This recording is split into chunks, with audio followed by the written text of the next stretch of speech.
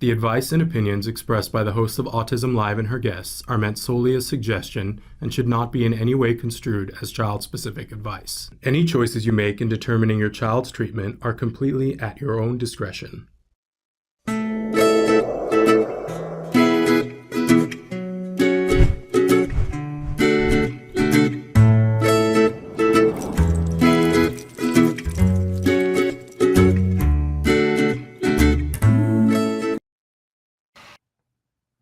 And welcome to Let's Talk Autism with Shannon and Nancy. I'm Nancy Alspaugh-Jackson. And I'm Shannon Penrod. How are you, Nancy? Good, honey. How are you? I'm good. It's good to be here with you. Good to be. Where are you coming to us from? Right now I am in the conference room of our new studios. You know, we were planning on being back in the studio today with you, Nancy. But our guest can't be with us live in the studio. So it was still easier just this one last time to be from remote locations. So hopefully that works for everybody, because we're excited to have our guest, and we couldn't have him in the studio because he's too busy doing things on a different coast.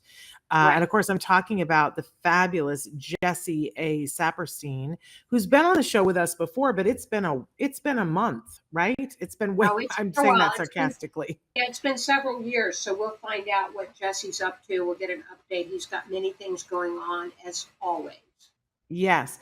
I want to make sure that everybody knows that we pre-recorded this yesterday, late in the day. And so this is coming, it's premiering right now in front of you, but it was pre-recorded. The chat is still open and I'm watching with you live right now.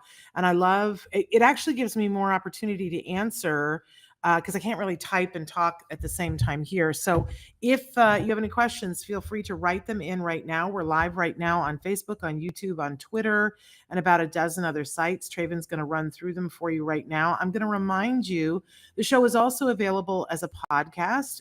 Wherever you get your podcasts, it's a free download. We are now podcasting audio only because we're reminding you that the archives of all of the live shows with video and sound are on YouTube.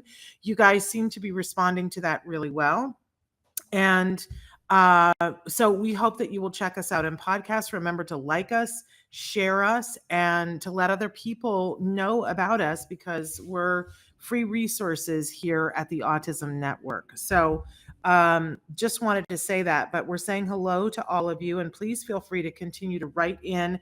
And if you have questions for Jesse later when he's with us, you can be putting them into the chat, and we'll make sure that Jesse gets all of those questions for you. But thrilled and delighted. Traven's showing you all the places right now on the screen. He's so good. Thank goodness for Traven.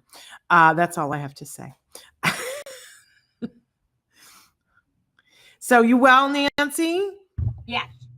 And it's that time of the month when you get to share with us what your son Wyart has been up to in terms of art. We call this Wyart. Tell us what's been going on. Well, I went to the Turks and the Caicos back in last month and had an amazing time and went with some friends. So I had Wyart paint sea turtles because we saw sea turtles there.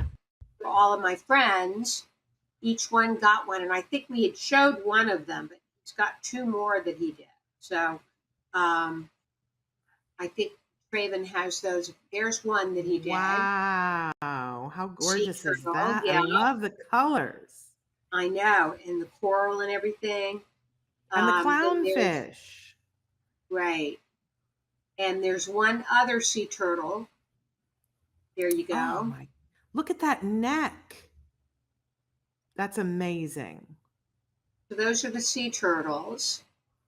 And then recently he painted a red boat that everybody went crazy over. Yeah. Do you have that? Oh, look at that. Look at the reflection. It's just dynamite. So he did 3 of those because he sold 3. So he did 3 separate paintings of the exact same. Amazing. I got to tell you, I saw, was it yesterday that you, or sometime this week, you posted the palm trees, Nancy? Yes. Oh my gosh. There they are.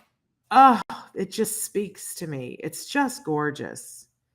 It's just beautiful. You know, I think everybody knows I was born in Puerto Rico, But we moved away from Puerto Rico. My dad was stationed there in the Air Force, and we moved away when I was just a baby. But my parents brought back with them.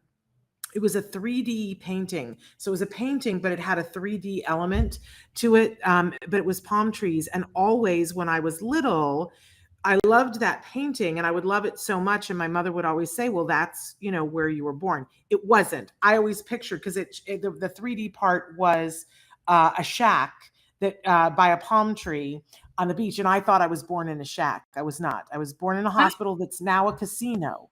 In actuality, they changed the hospital. It was a military hospital. It's now a casino. You can go there and gamble. Where I was born, isn't that hilarious? And they call us casino babies, the babies that were born there. But I've always, my entire life, been drawn to palm trees, and I live on a palm tree street now. And of course, now I know all the hardships of palm trees, because in a windstorm, it's lethal. These things crack and come down. But there's something about palm trees that always sing to me. And when I saw that, Nancy, it just took my breath away. I was like, oh, the palm trees. It's gorgeous. The depth of color that he's using right now, it's just like what he did with that turtle's neck. Right. Just amazing stuff, Nancy. Thank you, Shannon. I will let Wyart know how much you enjoyed them. Oh, I love his work. But now tell people, if we want to buy some of his work, how do we go about that, Nancy? They can contact us on his Instagram page or his Facebook page, which I believe Traven has those addresses. Wyart Autism. Yes. So Instagram and Facebook. Wonderful. So that's generally how I connect with people. And it should be said for people that not only can they purchase work that he has already created. So if you see a painting that we show here, you can inquire. And if it hasn't already been purchased, you can purchase it. But we can also commission work, correct? Yes. He does lots of commissions of people's pets. Is something he does quite often. They'll send in a photograph. And even portraiture now. He does people too. He does people as well. So, and what's that process like? Do you just send a photo, Nancy? A photo, yeah. He goes from a photo. So we decide upon a photo, and he goes from that. Love it. Love him. He's such a love, and a brilliant, talented love. I always have said, when you named him Wyart Jackson, you knew what you were doing. Because isn't that the name? Doesn't that sound like a great American painter? Because it is. Because it is. So there we go. Wonderful. Fabulous. Okay. So we've got some amazing news stories that we want to cover. Excuse me. And because I'm in a slightly different position, it's going to be super fun for me. And now I have the coughs. And then we're going to get to our fabulous guests. So stick with us through that, you guys. So where do you want to start, Nancy, on the news? You want to start with this movement, that the I Am movement? Yeah, let's start there. Yeah. We have a mom, a mover and a shaker mom, named Tanika Davis. And when her son was diagnosed with autism at just 2 years old, she is what's known as a Worimi. You never heard that? W-O-R-I-M-I.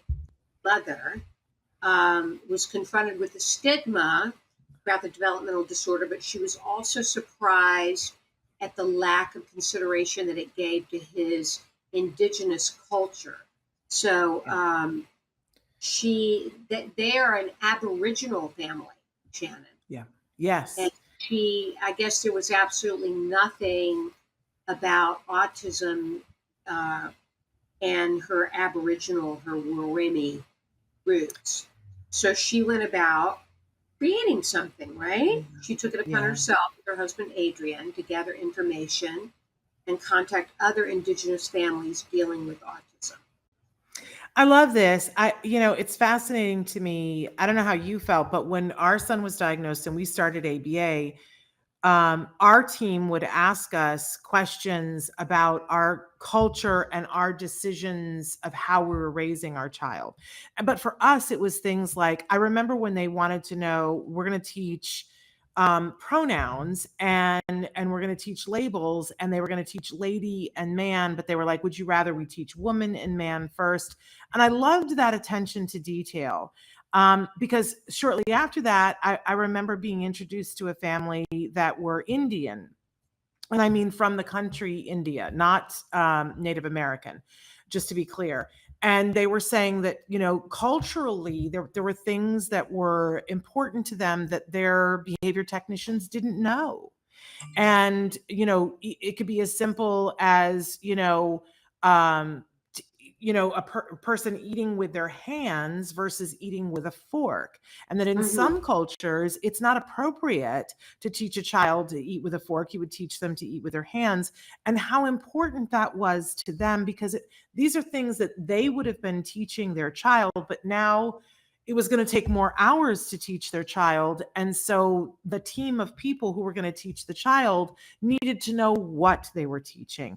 And as the field has grown and as more families have started doing ABA interventions with their children and other interventions, not just ABA, I love that the voices of parents have been rising, saying it is important that you keep in mind our culture and preserving that, because you're going to be a part of raising our child, and that it's essential and important.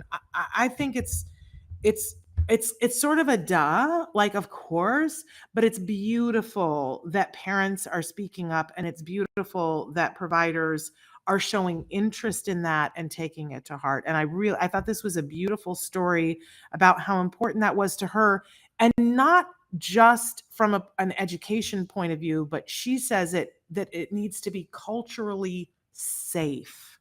And Mhm. I love looking at it that way, Nancy, Right. because when you're teaching things to a child, if you're not teaching them in the way that is their upbringing, it can very quickly become unsafe. And if there are prejudices and bigotry, like, then it becomes wildly unsafe. But we're learning more and more about microaggressions, and somebody can easily think that they're coming from a place of kindness, but create a culturally unsafe environment. So I love that this mom is on it. And we see this across many cultures. I Yeah. just thought this was a lovely story. And if people want to check it out, I can't tell what the news source is on this. ABC Mid Coast, Mid North Course. It was ABC, but ABC out of Australia. Yes. So there And we then are. we have our second story is a real heartwarming story, and that is about a high school student who is on the autism spectrum, who is thriving in a marching band. And Yeah. yeah, let's see what Brandon Fisher. Um, Yes. and there was a wonderful story video accompanying this story. He's at a Texas high school, and he has even been offered 2 full scholarships thanks to this skill. I love this. And I especially love this because it's a story coming out of Texas. Because if you guys remember, we covered a story earlier this year about a Texas student who was in a marching band and was not going to get his diploma because he was on what they call TEKS in Texas. So he was on a modified curriculum, and he was not being given the credit, the music credit, from having been in his marching band. So I love this other side of the coin. I love this story.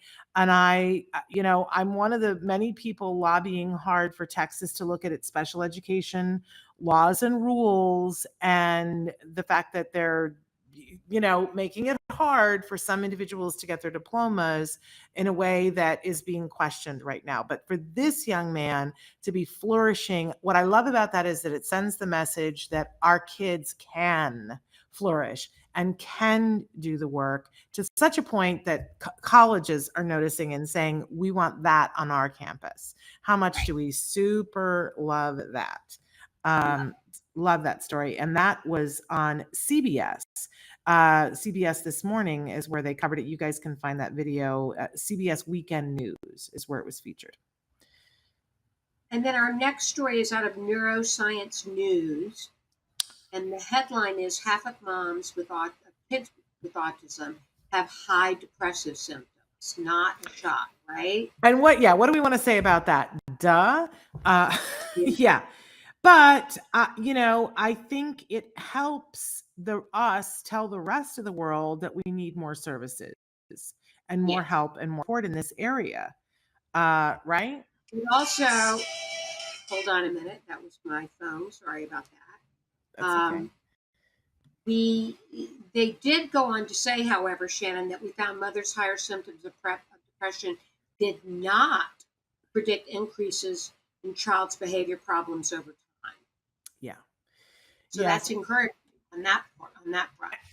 And we covered a couple of months ago when we were talking about this and looking at the study that looked at children, I think it was in Japan, parents in Japan and parents in the United States, and depression and how prevalent it was, and that in cultures they saw that the severity of the child was not indicative of the level of depression.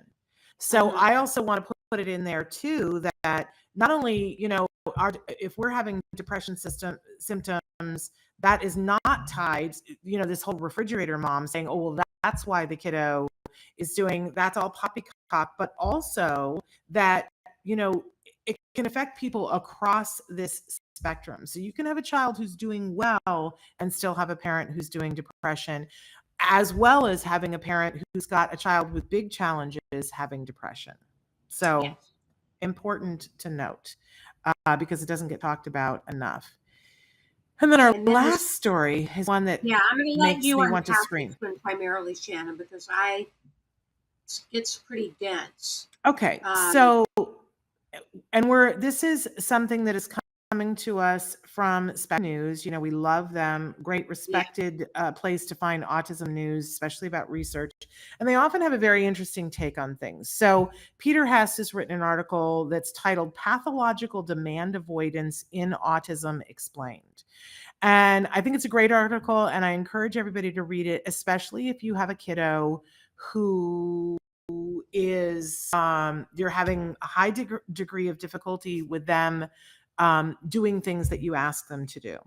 And I will tell you, we recently did a show about compliance, and this is a very sticky subject, right? Because people get a lot of feelings going with this.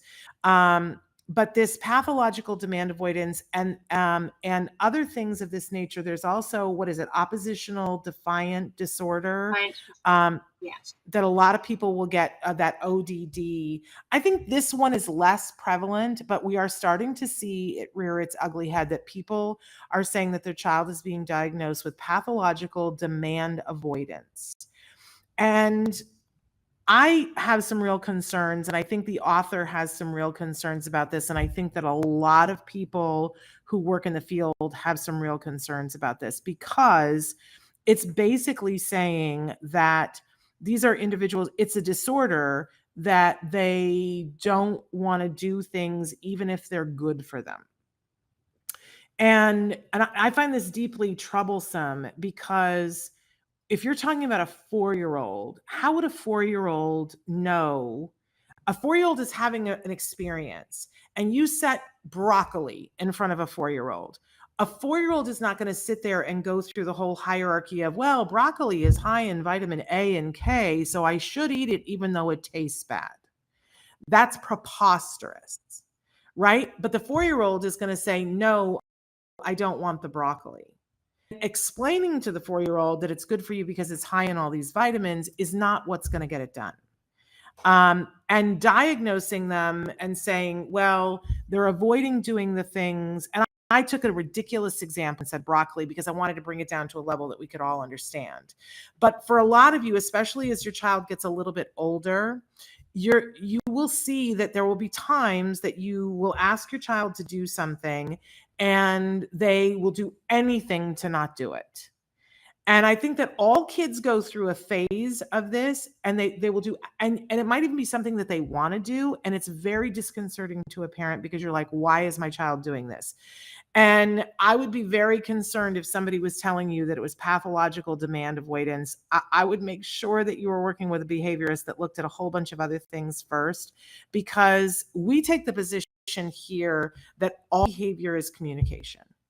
And that if a child is acting out, that is not a part of their autism diagnosis. There is no part of the autism diagnosis that says that they will engage in challenging behavior, that they will hit, they will scratch, they will bite, they will kick. That's not part of an autism diagnosis.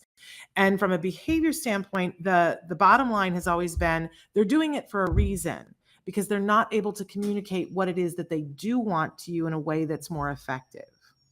And so the field says, let's work on helping them by finding out what it is that they do want, teaching them a more effective way of getting it, and then everybody's life will be better, right? But when you start saying, oh, well, it's just pathological demand avoidance, then the impetus to do something for them to be able to communicate, it's more on that side of things of, oh, well, then I guess that's what they have. And then the interventions for it are less intense. Now, there's a reason why some people would want that, because sometimes people are using interventions in a way that is, there are people who are saying trauma is being caused by interventions. And I believe them. I think that that is true. But I also believe that there is a way, I believe, and what experts have taught me, is that when you have a child who is in opposition to doing something that's good for them, it's either because they want something else that's more pressing, right? Like, what I want to do is eat ice cream. I don't want broccoli. And the reward for eating broccoli and having it be healthy for me is not immediate and is not enough for me to want to eat broccoli. And again, back to this really simple example. But for instance, if you're, dealing with a child who is upset and tantruming, and what they wanted was free time to play their iPad, there are kids that even if you gave them their iPad, and we don't want to do this if they're tantruming to get the iPad, but if you did give them the iPad, they throw the iPad and they don't want the iPad anymore. So, and parents go, well, see, so it wasn't that they wanted the iPad, but they forget that there are 4 usual suspects for why there's challenging behavior, and the 5th one, which is control. And we all want control. And sometimes the only way to be in control is to say no to something, even if it's something you want. And if what I want is control, then I will say no to something that's good for me. I will say no to something that I actually want, because we all need to have a feeling of control. So I love this article because I think it puts a big question mark on, should we really be diagnosing this? Is it really a pathological issue, or is it that the person doesn't have a better way of communicating? It sets off big warning signs for me, and I'm not the only one. I think if your child gets diagnosed with this, read this article, talk to professionals who deal with this kinds of behavior all the time. I'm not saying that it doesn't exist. It probably does, but for an individual who's on the autism spectrum who has communication issues, I don't think that this should be the default. I think it should be looked at, does this person have a way of communicating what is important to them? And when it's control, the fix for that is giving the person control, giving them more options to be autonomous. And they may not be able to be autonomous on the thing that we're, trying to get them to do that's good for them. But if you give them autonomy to choose, even within that, okay, so what you need to do is eat the broccoli. Do you want to eat the broccoli now, or do you want to eat the broccoli later? Would you like to take a break and have some chocolate first and then eat the broccoli? I don't know. But we give them choices within it, even when it's something that, that they don't want to do for another reason. But the communication piece for me is huge, Nancy. If we're not teaching individuals on the spectrum a method of communication that works for them, we are going to get oppositional behavior. That is a big fat duh. And they've done the studies on that. But I think like labeling it a pathological disorder, it doesn't work for me. That's my feeling on it. Right. Yeah. So okay. Thank you, anyway. Shannon, for I don't know that unpacks it in a way that's helpful to anybody. We have before we go to our guest, yes, we have an important message that we want to share, that we've been sharing. I would love for people to take because if this affects you, you're definitely going to want to participate. So take a look at this message from our friends at Shapiro Legal Group. Take a look. A recent study funded by the National Institute of Health suggests that there may be a higher risk of autism in children whose mother took the pain reliever acetaminophen during pregnancy.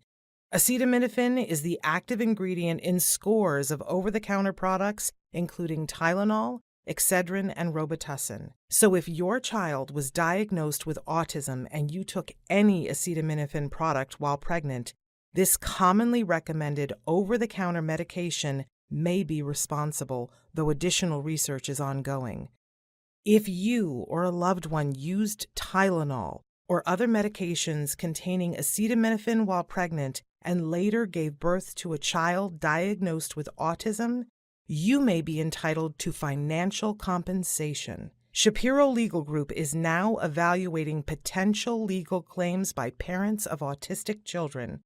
Call right now to see if you may be entitled to financial compensation. There are time deadlines to file a claim, so don't wait. You can reach Shapiro Legal Group at 888-657-0455. Again, that number is 888-657-0455. You can also contact Shapiro Legal Group by going to shapirolegalgroup.com/autism. Shapiro Legal Group, PLLC, associates with attorneys throughout the country to help people nationwide, and is licensed in New York and Washington, D.C., and has its principal office at 60 East 42nd Street, New York, New York. This ad was read by a non-attorney spokesperson. Welcome back. We encourage you to please call that number. It's very important to share that information, and thank you for watching that. Nancy, we've got a great guest. Yes, we do. We've had him on the show before, but it's been a number of years. Jesse Saperstein is a best-selling author, autism advocate, and motivational speaker. He is a very respected leader in the anti-bullying movement, and he has Asperger's syndrome, and he visits schools on a regular basis. He's been very successful at wiping out bullying with his presentations. He was part of the Keeping It Real project with New York University that helped introduce an anti-bullying curriculum in New York City public schools. He's also a published author. He wrote Atypical Life with Asperger's in 20 and a third chapters, which is how I found him. I found his book in the bookstore at my husband's alma mater, and he had a business card inside, and I read it and called him right afterwards to get to know him. His second book is Getting a Life with Asperger's, Lessons Learned on the Bumpy Road to Adulthood. And we're also going to talk to him about his role as the media and activities liaison for the college experience, which is a program that gives individuals with disabilities the ability to attend a mainstream college with a modified curriculum.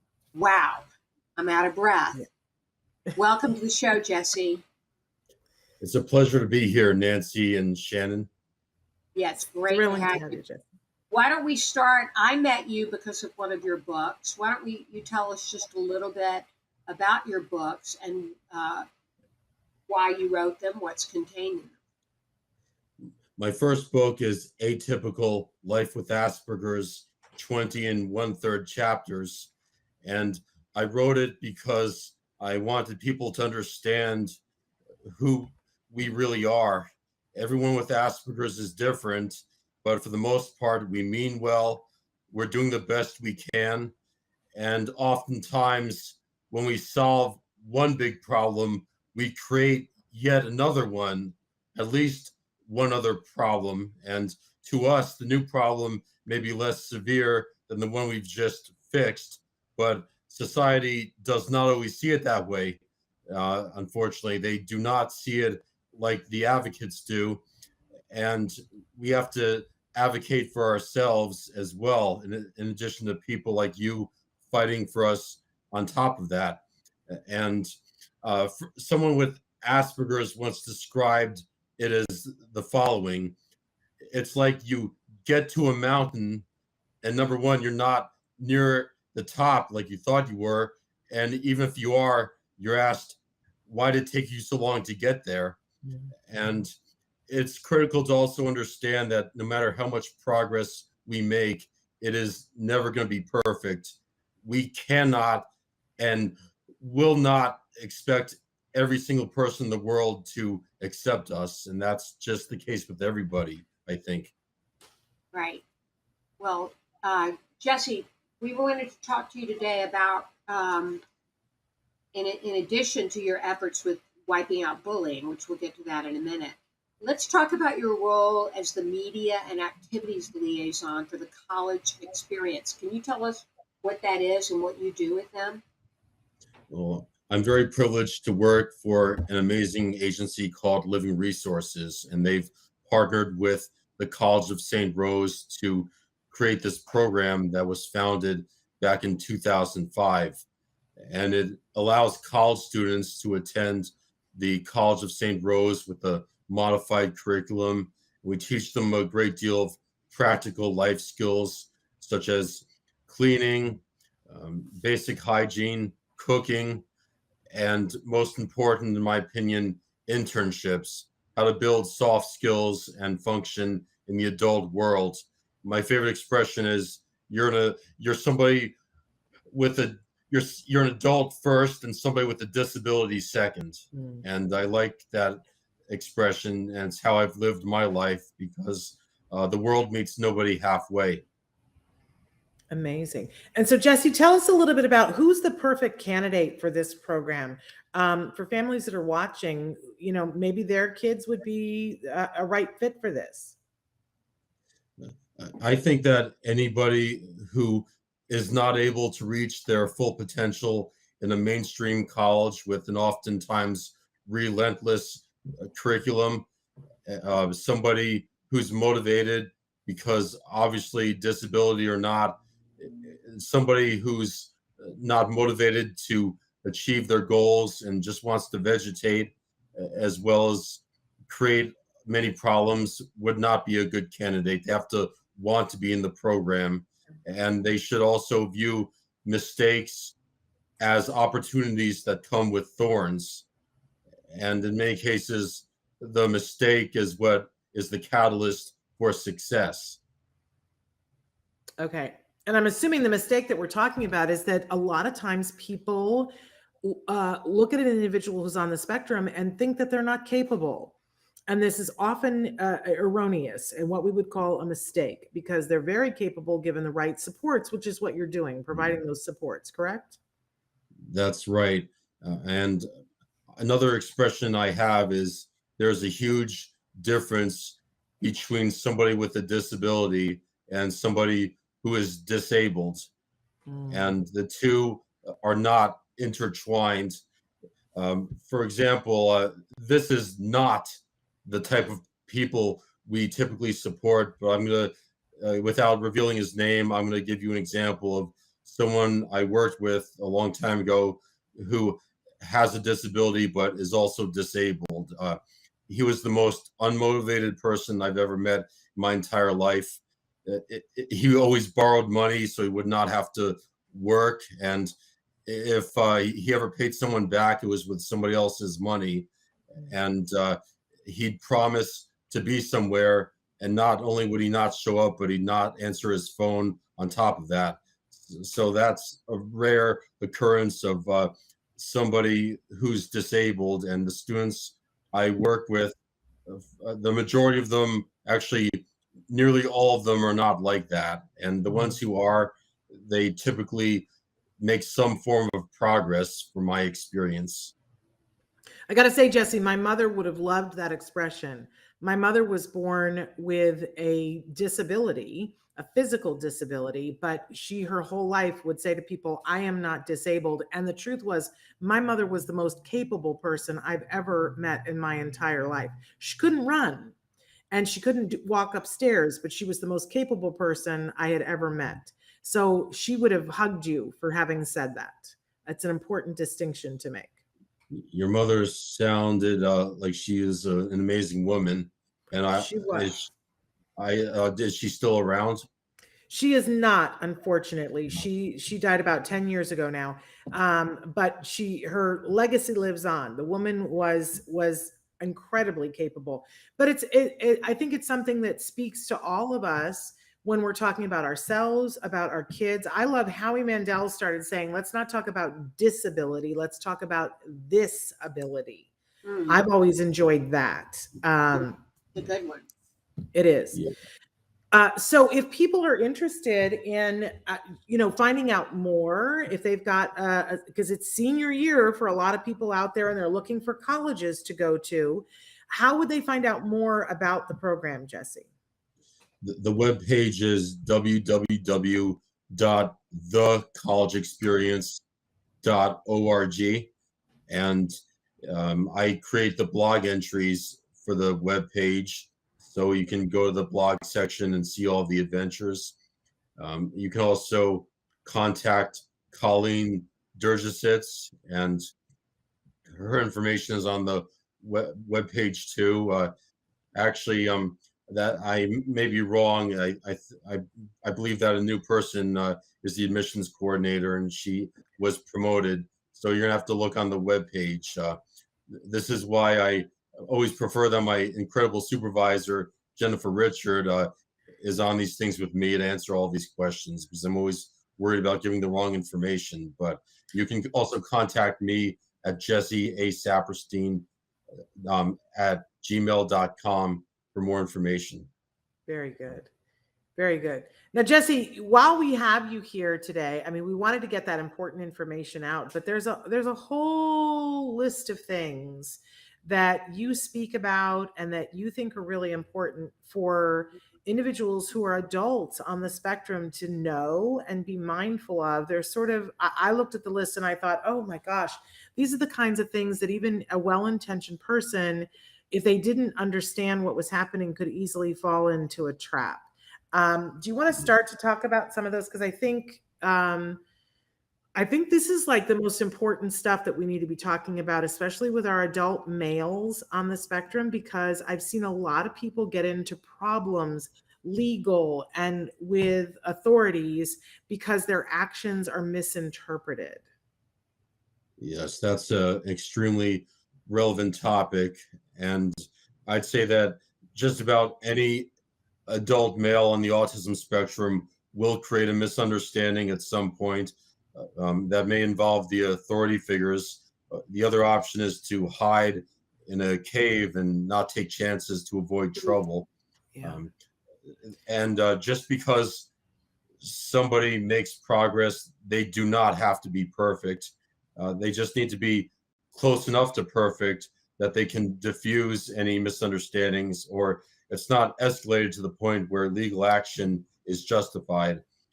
Something that essentially doomed me, particularly when I was much younger, is I cannot stand it when people disappear. And my thoughts are, darn it, we were good friends yesterday. Everything was fine. Now you're not answering my messages. Did we have a fight? Did I say something? Just tell me what the problem is. We'll talk about it, and I won't do it again. I promise. And sometimes people are not willing to give that mercy and closure. They just want the individual to move on and get the message. Well, we do not always get the message. A tactic that has worked for me is incremental backing off. I just had a situation where I thought I was good friends with a young woman for well over a year, and she disappeared. I was going insane, so I spaced out my contact attempts weeks apart. And when the police inevitably did call, I was able to explain, something. It seemed like I was backing off, and I can show you the transcript as well. And the officer said, I've already seen that, and you've done nothing wrong. And, police officers, they're not villains, regardless of what's portrayed on TV. The worst that usually happens, unless the persistence is out of control with threats made, is that the person with autism will just be warned, you should try to stay away from this person, this woman, or whoever it is. But it's critical to understand that sometimes you're not going to get the closure. You just won't. And you have to compete with the free will of others, which is near impossible. Mm-hmm. Yeah, those are important lessons for us to to understand. And Jesse, you've been involved extensively in anti-bullying. Tell us about some of your efforts with that.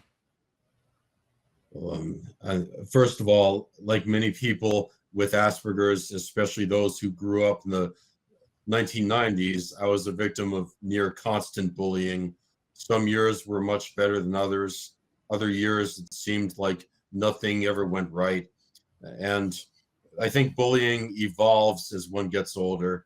At my age, I'm not typically called an effing loser or told that the world would be better off if I were not in it. Um, I've dealt with such cruelty, but now it's more in the venue of so-called constructive criticism that's unfair and, in my opinion, absolutely ridiculous. For example, I helped save my best friend's life on the Dr. Phil show, who was over 650 pounds. Believe it or not, I've received criticism over that too. People have made it out to be like I'm against overweight people, or that or someone said I'd be very offended if someone submitted me to that show.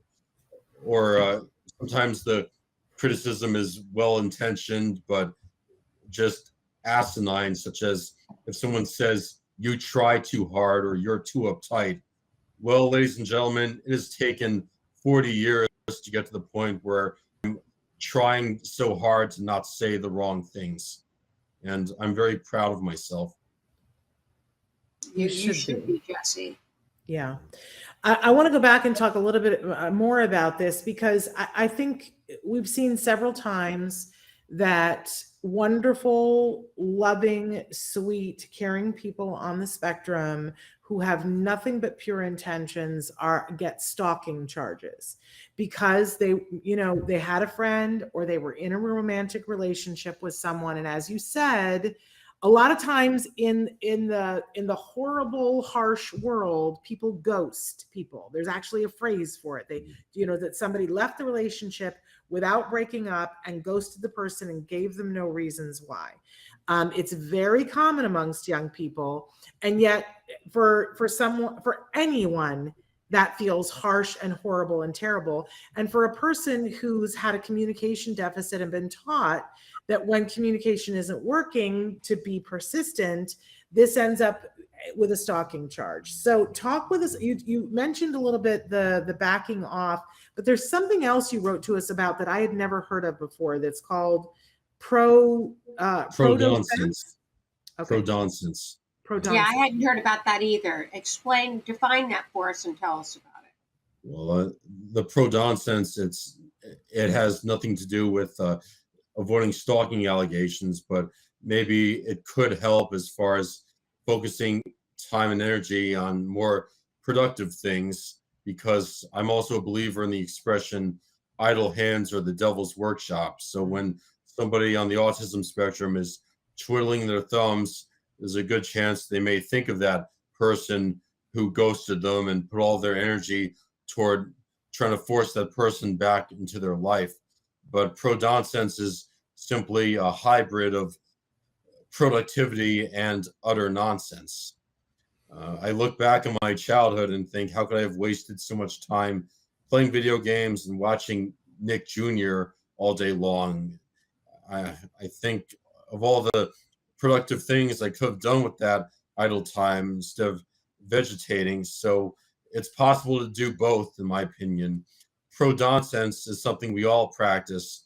Nobody likes watching, no one likes watching, I don't know, something on TV that they have to watch because it's an educational program. But at the same time, maybe it will help to watch that documentary we need to view for work if we're playing with a fidget cube or twiddling with something like a old-fashioned toy as we're watching this boring program. And if we're watching a fun program, we can also combine that with, say, washing dishes. We can use dishwashing or folding laundry as an excuse to watch a cartoon with our children without feeling like we're wasting time or regressing. Love it. I love Okay. it. Rodon says, what about incremental backing off? Tell us about that. You get more gnats with Knoshkawaski oil than you do with Gualmodozi sauce. And just so you know, that's gibberish. I just made up those words, but you understand what I'm trying to say. If you tell someone on the autism spectrum, back off, you're a pain in the butt, you're going to get accused of stalking, that may make the individual become more persistent, more angry, and they'll feel like someone is not considerate of their feelings when they're clearly in love with this person they want in their lives.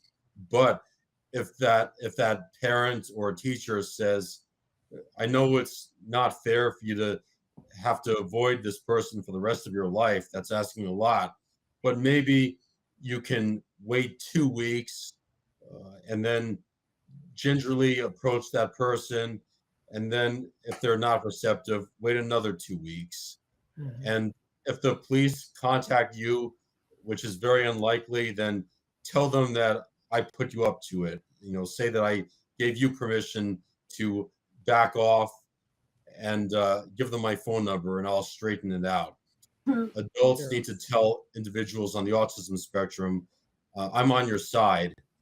And on another note, it's important to counsel individuals and explain that just because you're making an effort to back off, that may not mean that the other person cares. Sometimes a whole year of backing off is still not enough. That person is not going to reciprocate. And I'm going to be honest with you, I have absolutely no tolerance or respect for people who disappear permanently when there's no reason to disappear. I have a once close relative who I thought would be my life forever, and he's not spoken to me and just about anyone else in my family for 20 years. And that's really hard, but it's not going to change. I think that incremental backing off just respects someone's feelings and gives them a way to be persistent without getting into too much trouble. Amazing. And Jesse, our last thing that we wanted to talk about is that there's a growing problem with catfishing, and people taking advantage of individuals who are on the autism spectrum. What can you tell us to help our young adults and adults that are on the spectrum to be careful and safe, and for us to protect them? Basically, I want to tell you how many times in 40 years the broken clock has struck the right time. I'm not doing the Girl Scout symbol. I'm just saying twice. That's how many times a woman 10 years younger and 10 times more beautiful than myself genuinely wanted to be in a romance with me. I think it's critical to have realistic expectations and understand that if something way out of the ordinary happens, you need to have your red flags up immediately. And I'm man enough to admit that there should be nothing about me that conjures up a gorgeous woman who looks like a European princess on a beach who's contacting me from her Facebook. Why me? And that's not saying that I'm hideously ugly or anyone else is. It just means that people need to say if it seems too good to be true, it most likely is. And some signs of catfishing are erratic communication, people asking for money and making excuses as to why they cannot talk on the phone or meet in person, such as medical emergencies, being kidnapped by pirates. I want to say this because it's important. There is no such thing as any romantic partner so handsome and or beautiful that anyone deserves to be strung along and treated like toxic waste. It is not worth it. And even if that person were real with genuine romantic intentions, if they are a toxic human being, then that beauty will wear off pretty darn fast. Bless your heart, Jesse. It sounds like you've Sorry experienced about some the of it. dog barking, guys. I've got Um, dogs outside my door going crazy. Can you hear that? Somebody's delivering packages to Nancy. Normally it's my I- dog losing her mind. Right. I also want to tell you that unfortunately the banks are not able to suspend someone's account even if they're 98% sure that all the money suddenly being withdrawn is going toward Apple gift cards for someone's imaginary girlfriend, and that just sickens me. Whether or not there be legal consequences, I would take a stand if I were a bank manager and say, Johnny, I've taken the liberty of checking your Facebook. I know about your girlfriend in Nigeria or wherever they're really from, and you've never withdrawn so much money in the past. I know where this is going. Tell me what's going on. But until we get to the bottom of this, I'm not allowing you access to your accounts, and I will contact all your family members and bank tellers. In my opinion, they should have emergency authorization to suspend accounts for the person's own protection. Well, I think you'll get a lot of pushback on that from people saying, are they qualified to do that? But Jesse, tell me, like, I'm so old and out of it. How is it that what do we need to be telling our young adults so that they can't have their account access? Like, how does somebody scam somebody into getting that? Do they just ask for it and say, can I need $10 from your account? Or how does something like that happen? Typically, it starts off very small. I had an experience with a woman who was drop dead gorgeous, and she has I call it infamy. She has kind of a sob story, but I've seen signs that she may be a narcissist. So what happened was the woman asked me to I guess Venmo or PayPal her about $5 so her daughter could watch the Princess Diaries. Then about 2 hours later, she asked, do you mind sending me another $5? Now she wants to see the sequel. And they often start out very small and then build their way up to bigger increments. How do they eventually get your account number, though? They sometimes they ask for I'm not sure how they get the account number. But what happens is they will get your Facebook. That's how they scam people, and through Facebook they can access other things belonging to the person. It's typical for someone to say, "I lost my account. Can you please help me restore my password?" And then you get a code in your email, and they want the code. Anytime someone needs help with their password, you need to smarten up immediately and ask many questions only that person will be able to answer. Okay. And if they're not able to answer it, well, number one, don't help them with their password no matter what. But if they're not able to answer it, just say, not my problem. You don't sound like Justine or whoever you're pretending to be. So, see ya. Yeah. I want to tell you, I play this game where I string them along. I pretend to panic or fall for the scam, and I keep them on the phone or computer for as long as possible. So they're wasting all their time with me as I'm practicing pro-nonsense, doing something that's also productive while stringing them along. And typically they call me the MFer word. That's usually their go-to word. Yeah. Wow, Jesse, I got to tell you, I think there's a book here of just tips and things that adults on the spectrum need to be aware of and wary of. And I think not only would adults on the spectrum read that, but I as a parent would get that book to know, because it never occurred to me. I've had a couple of other adults, and I'm sure you have, Nancy, that talk about these kinds of scams, but I had no idea that it starts with, can you send me $5, and that then they take over your Facebook account. Nor did I. It's just very illuminating conversation, Jesse. Yeah.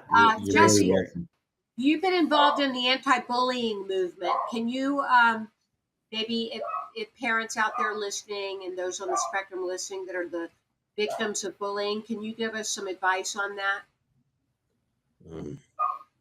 First of all, my wisdom toward problems is that when you're dealing with the problem, that means you should see it as too late.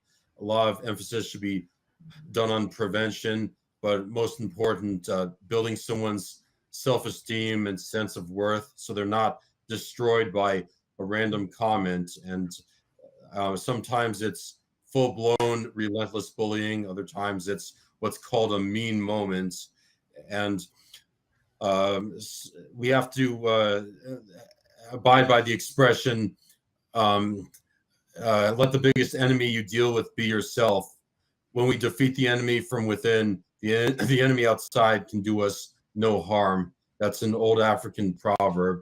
So number one, build your child's sense of worth. And number two, teach them to recognize when someone is just a extremely negative individual. And a lot of times people on the autism spectrum, they want the bully to be their friend. They want to win them over. And trying to do that is like using a wine glass to bail out the Titanic. Sometimes the person comes around. Other times they're not meant to like someone as amazing as an individual on the autism spectrum. Mm-hmm. Wise words, Jesse. So Jesse, again, if people wanted to reach out to know more about the program that you're involved with at Santa Rosa, where would they contact? Well, they would contact, I just remembered the woman's name, Kristen McErney, and you can find her name and email on the webpage. But the webpage, What's once again, is www.thecollegeexperience.org. And I also, in regards to the anti-bullying movement, what would be really powerful would be to have individuals on the autism spectrum or those who have been brutally bullied come to visit schools and tell their tale of woe and eventual success. What I tell students is that I've not really changed since I was a young child. I'm still really weird, but now it's appreciated. And people now see the qualities such as integrity, punctuality, and character as cool, especially at the workplace. Yeah.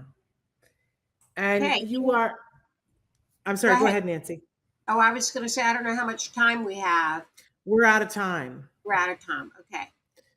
But I just wanted to say, Jesse, you're handsome, intelligent, kind, considerate, and those are all the most amazing qualities. So we wish you nothing but happiness in this world. And I'm sorry, it sounds like you've had a rough time of it. Well, I'm very fortunate to have lived two extremely different lives and realities on the autism spectrum. And I have to say, at the age of 40, things are a lot closer to hunky-dory. But as I said earlier, it is never, ever going to be perfect. And we have to embrace that reality too. Well, thank you for those words of wisdom, Jesse. We've really enjoyed having you on the show today. And best of luck in all your future endeavors. You're always so busy. We'll be keeping track of your new ventures.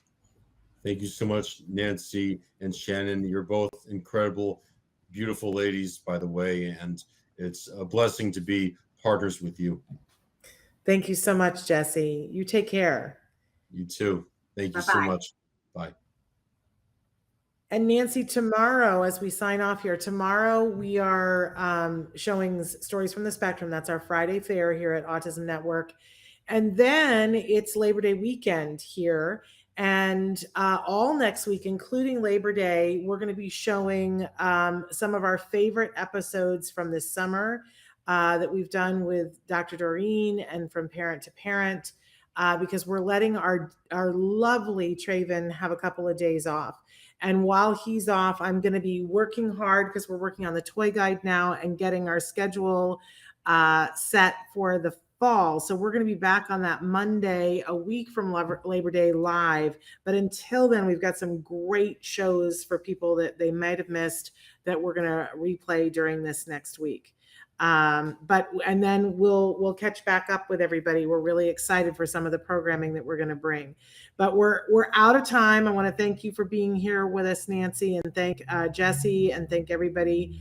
We will be back live a week from Monday. And until then, give your kiddos a hug for me. And give yourselves a hug from me. Bye-bye. Bye-bye for now.